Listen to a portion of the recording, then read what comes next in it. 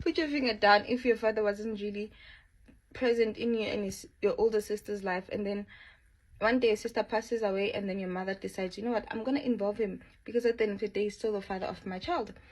And then the next day when you and your mother try to go fetch your sister's body, they tell you somebody already took the body. You're like, who?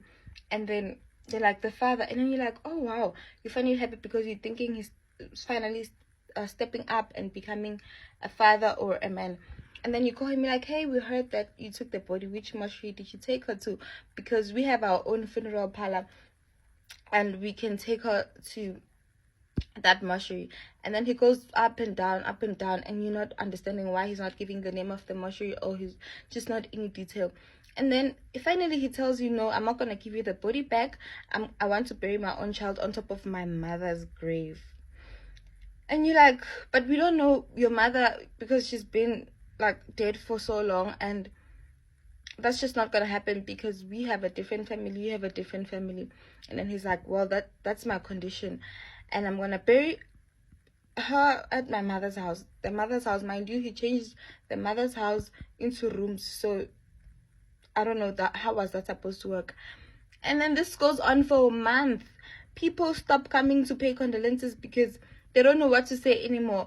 Nobody knows what's going on. Every time they come, they ask, when is the funeral? You also don't know because you are fighting up and down with your father, and then you keep going to court. Obviously court things take forever, lawyers are taking forever.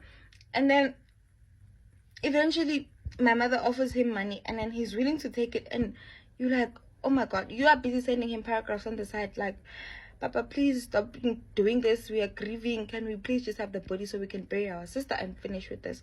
He's not having it, only to find out clearly he wanted money, because when he was offered money, he took it. And then one day your mother's like, okay, fine, I'll give you the money, let's meet up. And then he's like, I don't have petrol money. Your mother sends him money for petrol. Then he comes. When he comes, he was issued a court order.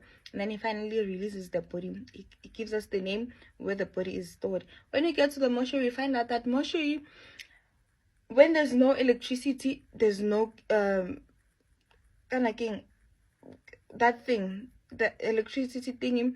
So when there's load shedding, the bodies are cold, the bodies are decomposing. It's just bad situation. It smells really terrible. And then you finally take your sister's body and you put it in a proper mortuary. And then for the whole month that she's been there, the father is owing and he doesn't have money to pay, so you pay the money, and then he doesn't attend the funeral, and you are left traumatized. Me.